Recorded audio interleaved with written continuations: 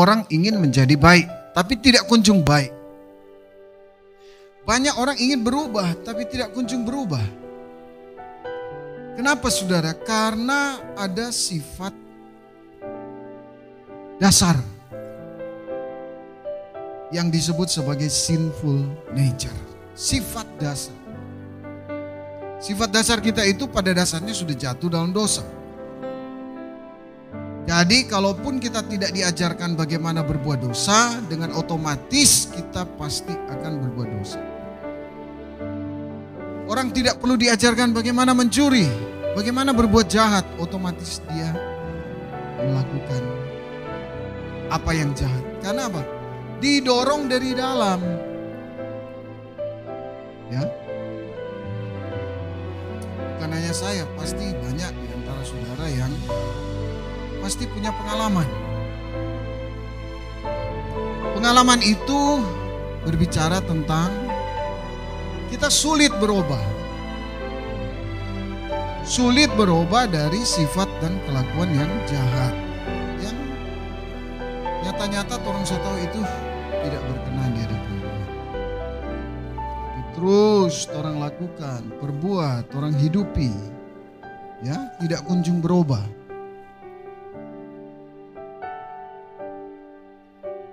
Tidak kunjung berubah.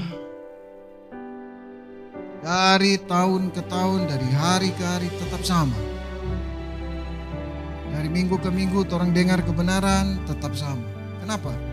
Karena dia tidak berubah dari dalam. Ya.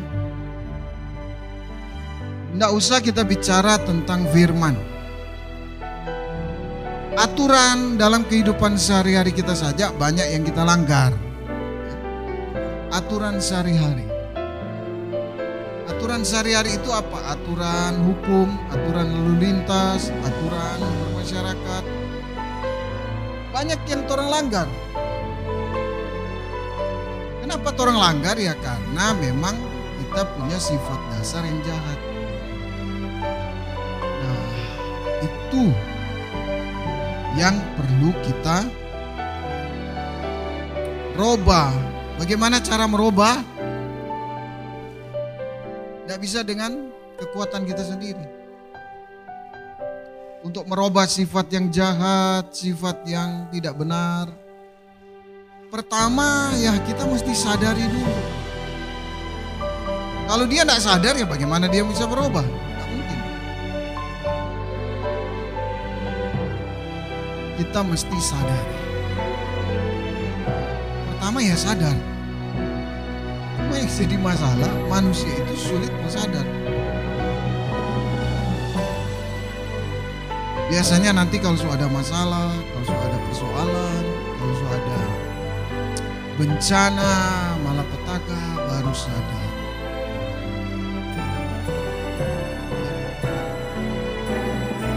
Tapi mari kita berusaha untuk sadar sebelum ada sesuatu. Ya. Sebelum ada sesuatu, sebelum Anda ditimpa sesuatu, mari kita sadar. Ya. Caranya bagaimana? Dengar kebenaran. Coba orang buka Yesaya 32 ayat 17. Yesaya 32 ayat 17. Kan jemaat ini mau diajar bagaimana hidup dalam pola kerajaan. Ya. Yesaya 32 ayat 17 kita baca sama-sama.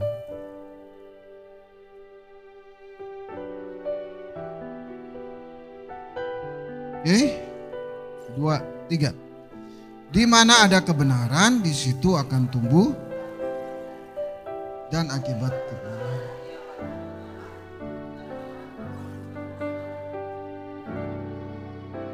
Jadi jelas damai sejahtera, ketenangan, ketentraman itu adalah buah dari kebenaran. Jadi ketenangan, damai sejahtera itu, kesejahteraan itu tidak dihasilkan oleh kehendak buah pikiran manusia. Ya, tidak dihasilkan oleh pikiran positif. Ya, biasanya kalau orang ada sesuatu banyak orang bilang karena pikir jo yang positif. Tapi pikiran positif itu tidak menghasilkan ketenangan, damai sejahtera. Karena apa? Karena ketenangan, damai sejahtera, sukacita itu hanya dikerjakan ketika ada kebenaran. Ya kalau Anda tidak punya kebenaran, ya jangan harap Anda hidup dalam damai sejahtera. Jangan harap Anda hidup dalam sukacita, jangan harap Anda hidup dalam kuasa. Kebenaran dulu. Tapi yang jadi masalahnya banyak orang tidak suka kebenaran. Hanya suka damainya saja, hanya suka ketenangannya saja. Tidak mau kebenaran. Nah, kebenaran yang mana? Kebenaran versi Allah, bukan versi kita. Manusia punya banyak versi kebenaran, tapi yang dibicarakan di sini adalah kebenaran versi Tuhan. Alkitab jelas berkata kebenaran itu ya tidak bisa dimengerti oleh penguasa dunia ini.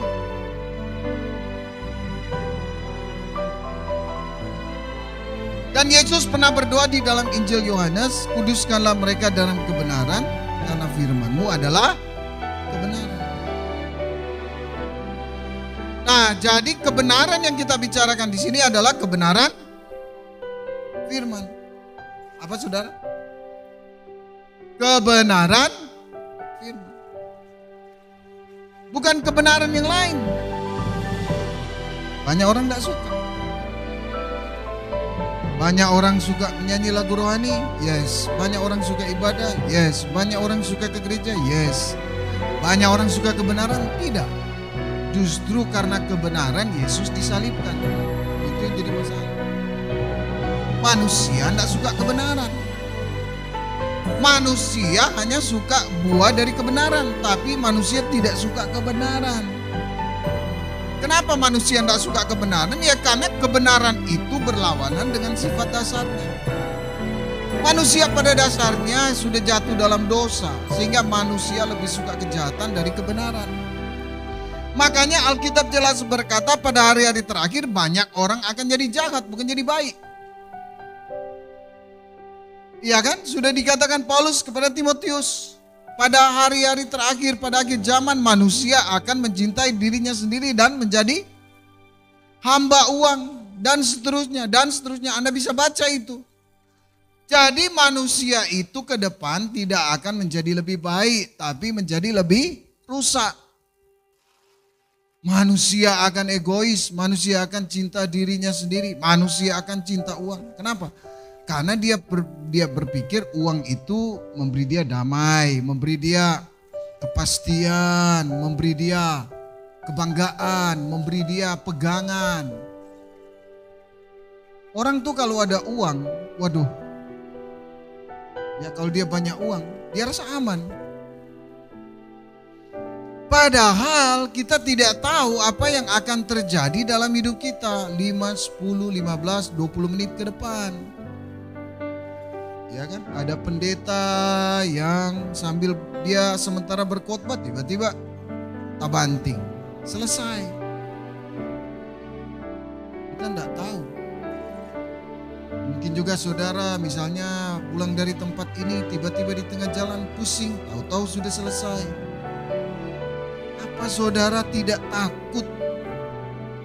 Apa saudara tidak berpikir bahwa hidup saudara itu bisa berakhir kapan saja dan di mana saja? Jangan berkata saya masih muda, saya masih sehat. Kita tidak tahu. Kita tidak tahu. Ya karena itu dikatakan di sana sudah jelas di mana ada kebenaran. Tapi sebaliknya di dalam kitab Yakobus kalau tidak ada kebenaran, apa yang terjadi? Kalau tidak ada kebenaran ya yang terjadi konflik, apalagi saudara. Ya, ketamakan, kerakusan, kemunafikan, kebohongan. Karena manusia tidak ada kebenaran. Ya. Karena itu dikatakan di sana ayat 17 apa? Di mana ada kebenaran, di situ akan tumbuh. Jadi kebenaran dulu. Jadi step pertama kalau Anda mau hidup dalam damai sejahtera, sukacita dan kuasa, kebenaran dulu. Kebenaran ini diapakan? Kebenaran itu harus kita izinkan mengubah hati kita. Ya, isilah hatimu dengan kebenaran. Isi hati ini dulu, hati dulu dirubah.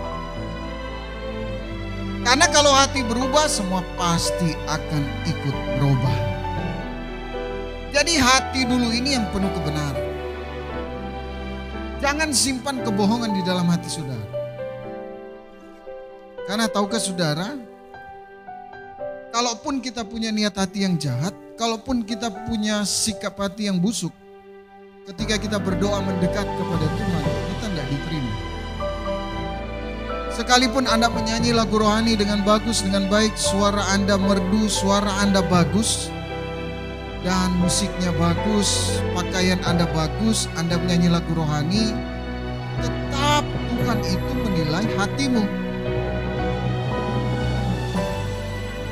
Ini orang sungguh-sungguh ada beribadah atau tidak? Ini orang sungguh-sungguh ada berdoa atau tidak? Ini orang sungguh-sungguh mau hidup benar atau tidak? Ya, jangan saudara pikir, Tuhan kok so puas. Yang penting kita masuk gereja tiap hari Minggu. Tapi hidup sehari-hari rusak. Hidup sehari-hari penuh kebohongan. Ya percuma ibadahmu, kata firman Tuhan. Ibadahmu percuma. Ibadahmu percuma itu useless. Tidak ada nilai. No value. Tidak ada nilai. Percuma. Kita hanya bermain ibadah-ibadahan. Kita hanya bermain liturgi-liturgian. Tapi tidak ada nilai di mata Tuhan. Liturgi ibadah kita, ibadah minggu kita akan bernilai ketika ibadah itu berjalan seiring dengan kelakuan hidup hari-hari. Banyak orang Kristen yang kelakuan hidupnya, ya bikin malu. Kelakuan hidupnya bikin malu. Tidak bisa dipercaya. Pekerjaannya tidak beres. Ya. Suka ya macam-macam. Nah ini tidak disadari. Baru datang di gereja. Apalagi orang-orang Kristen yang bangga dengan posisinya di gereja. Apakah dia diaken, apakah dia siamas, apakah dia penatua. Jabatan gerejawi itu tidak ada nilainya sama sekali kalau kelakuan hidup saudara. Orang Jawa bilang ya sami mawon dengan orang-orang berdosa.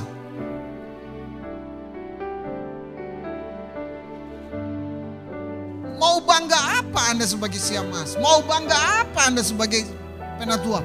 Mau bangga apa Anda sebagai pendeta? Bahkan saya merasa diri saya tidak layak untuk disebut pendeta. Tidak layak untuk disebut hamba Tuhan. Kenapa? Karena saya sendiri masih tahu bahwa untuk gelar hamba Tuhan itu ya harus bukan sekedar sebutan. Harus dihidupi. Jadi kalau saya merasa saya belum menghidupi sebagai hamba Tuhan, ya saya tidak mau disebut hamba Tuhan. Belum mau. Tapi orang sekarang bangga, oh hamba Tuhan, oh pendeta. Banyak pendeta yang munafik.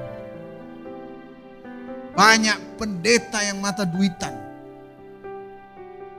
Ya, banyak pendeta yang saudara, saya tidak usah sebutkan satu-satu.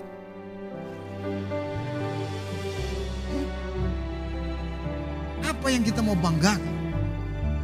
Kita mau bangga kita bisa bangun gedung. Ya, kita mau bangga kita bisa punya alat yang bagus. Apa? Kabar yang saya dengar, barusan ada pendeta JKI meninggal.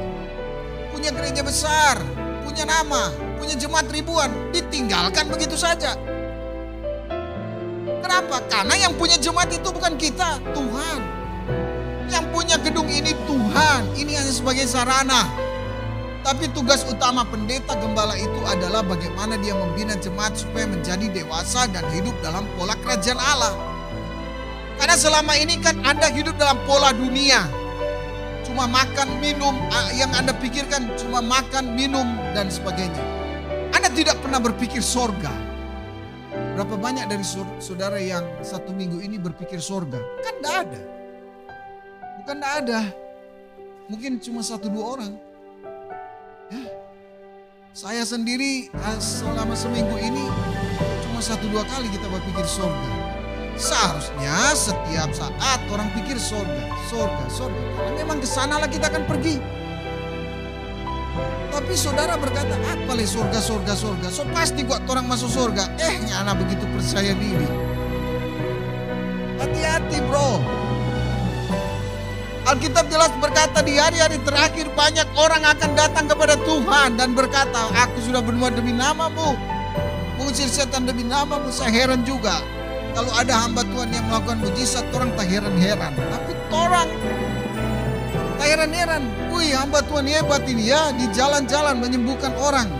Saudara, cara Tuhan itu tidak seperti itu. Saya kasih tahu. Saudara pikir Tuhan kita perlu membuktikan keberadaan dan kuasanya? Tidak perlu. Saudara pikir Tuhan kita harus membuktikan mujizatnya supaya dia dipercaya banyak orang? Tidak perlu.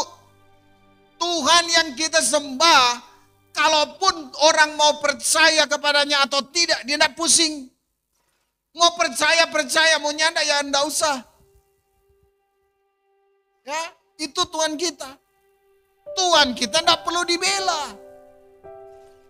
Makanya tidak ada gerakan membela Tuhan Yesus. Kenapa? Karena dia sanggup membela dirinya sendiri. Karena dia terlalu powerful. Ngapain saudara? Tuhan itu tidak pernah sok aksi. Anda baca aja kitab Injil. Tuhan Yesus habis dia lakukan mujizat, orang-orang habis dia memberi makan 5.000 orang. Orang-orang berkata, firman Tuhan bilang, maka orang-orang itu mau menjadikan dia sebagai raja. Dia tolak. Dia tidak mencari panggung. Yesus bahkan selalu berkata, jangan bilang siapa-siapa. Orang baru jerawat sembuh, orang umumkan, oh mujizat terjadi. Baru jerawat sembuh. Orang sobeking brosur, datanglah KKR kesembuhan ilahi. Baru asam urat yang sembuh. Ini Yesus memelekkan mata yang buta, membangkitkan orang mati. Tapi selalu dia berkata, tidak usah bilang siapa-siapa. Makanya Tuhan itu kerja dengan senyap. Dia diam, tapi dia bergerak. Dia lebih suka ngomong dengan Lazarus daripada dengan ahli-ahli Taurat. Dia lebih suka ngomong dengan orang biasa yang mau belajar firman daripada orang-orang yang merasa saya sudah tahu. Makanya kalau Anda baca, Yesus itu setiap kali ke Betania, dia selalu singgah di rumahnya Marta, Maria, dan Lazarus. Dan mereka itu menjadi sahabat dekat. Siapa mereka? Orang-orang biasa. Bukan siapa-siapa. Tapi mereka adalah orang-orang yang memiliki hati untuk mendengar kebenaran. Jangan saudara pikir, oh Yesus bergaul dengan ketua sinode. Tidak ada itu. Mana ada saudara baca di Injil, maka Yesus duduk berdiskusi dengan imam-imam kepala dan Kayafas dan Ananias di situ. Tidak ada. Yesus tidak pernah dicatat. Maka Yesus berdiskusi di kantor pusat sinode agama Yahudi. Tidak ada itu. Yesus pergi ke jalan-jalan. Dia pergi ke lorong-lorong. Dia cari orang-orang yang memiliki hati. Makanya kalau saudara baca baik-baik, saudara, Yesus tidak pernah mau menonjolkan diri. Tidak pernah mau cari panggung. Tidak pernah mau dijunjung-junjung sebagai orang istimewa. Dia simple, dia sederhana. Do you trust me? Come, follow me. Itu saja. Kamu percaya? Mari ikut aku. Tidak mau ya sudah.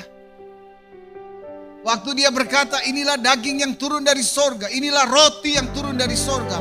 Dagingku adalah makan dan darahku adalah minuman. Murid-murid gempar. Yohanes 6:66. Alkitab berkata pada hari itu banyak muridnya mengundurkan diri dan tidak lagi mengikut dia. Ya silakan, apakah Yesus berteriak, murid-murid jangan tinggalkan aku? Nah, bahkan dia mendatangi 12 murid yang adalah murid intinya dan berkata, "Hey bro, ngana ndak mau ikut, baku ikutin dorang so pergi, mau nih bagaimana?" Dia ndak pusing, mau ikut, mau tidak ya selesai. Amin.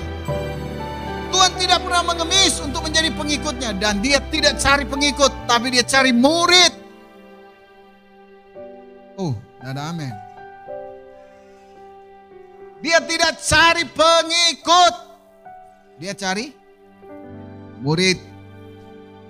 Banyak di sini masih level pengikut. Pengikut itu suatu saat bisa jadi tidak ikut. Tapi murid, murid, dia berkata, "Guru, kemana lagi orang mau pergi? Engkau adalah hidup kami. Ikut terus." Sekalipun pada saat itu, opini yang berkembang di kalangan orang Yahudi, Yesus ini orang gila, tersesat, saraf. Siapa yang mau suka ikut? Karena hoax yang berkembang saat itu. Ini kabar berkembang saat itu, Yesus itu enggak genap.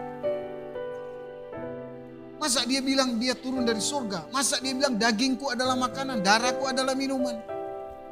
Mereka belum mengerti karena kebenaran sulit untuk dipahami.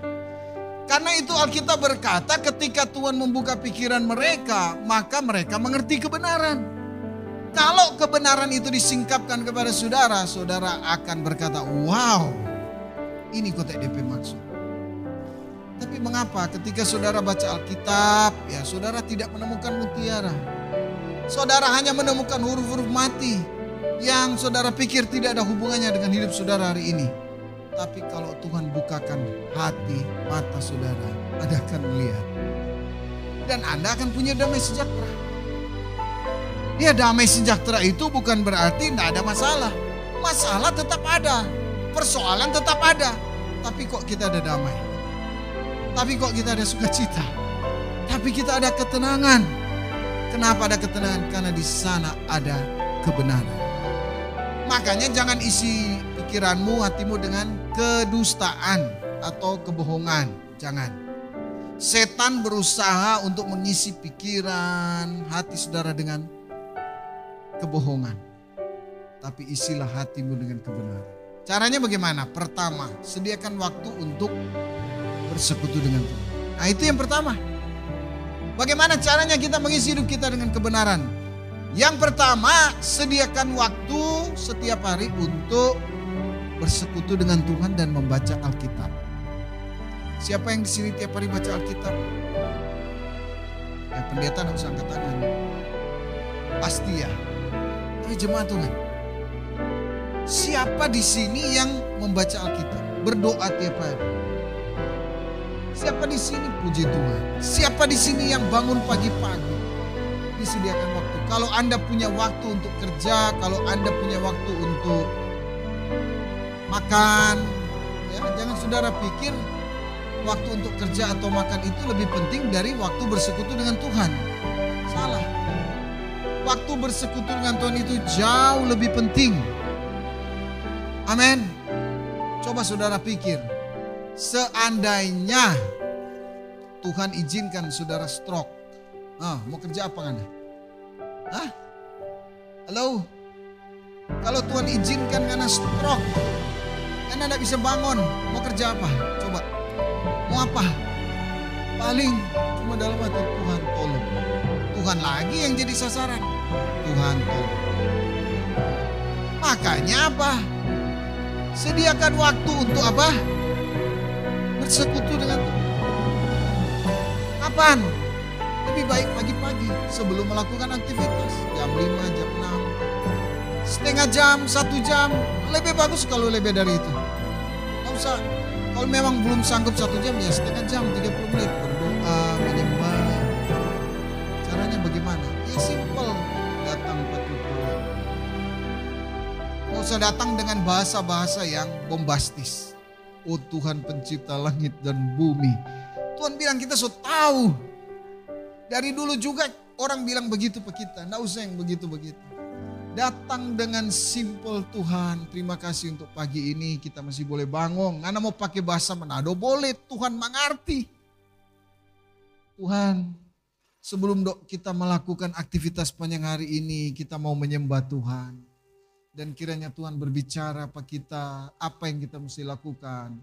Doakan kalau ada masalah, misalnya ada masalah utang piutang, ada masalah ini, masalah itu. Doakan, diskusikan dengan Tuhan.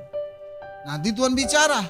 Dia bisa bicara lewat hati, dia bisa bicara lewat firman yang kita baca, dia bisa bicara lewat orang lain. Dia bisa bicara lewat keadaan. Jadi sediakan waktu. Itulah caranya kita mengisi hidup kita dengan kebenaran. Baru yang kedua, apa yang kita baca, kebenaran apa yang kita terima, Anda hayati itu sepanjang hari. Pikirkan ulang. Oh, pikirkan apa yang kita baca. Hayati dan berusaha untuk menghidupi. Bagaimana kalau gagal? Ya kalau gagal kita kembali lagi besok. Kita baharui lagi, besok lagi kita datang. Pagi-pagi Tuhan ampuni. Hari kemarin aku gagal melakukan firman. Hari ini aku coba. Terus sampai Anda bisa, sampai Anda bisa. Itu yang saya lakukan. Men? Jadi sederhana tapi belum tentu bisa kita lakukan. Karena itu mari belajar. Langkah apa yang akan kita lakukan? Mulai besok sediakan waktu. Minimal 30 menyembah. Haleluya. Mau nyanyi lagu juga boleh. Kami sembah Kau Tuhan. Ya. Kami puji Kau Yesus. Kita sembah. Dan Tuhan akan menyatakan dirinya di sana. Tuhan akan berbicara secara khusus. Dan Anda lama-lama Anda bisa mendengar dia bicara. Tiba-tiba Tuhan ngomong, Anda akan terhidup. Amin. Tuhan kiranya memberkati kita semua. Dan biarlah firman Tuhan yang sederhana ini kita boleh praktikkan.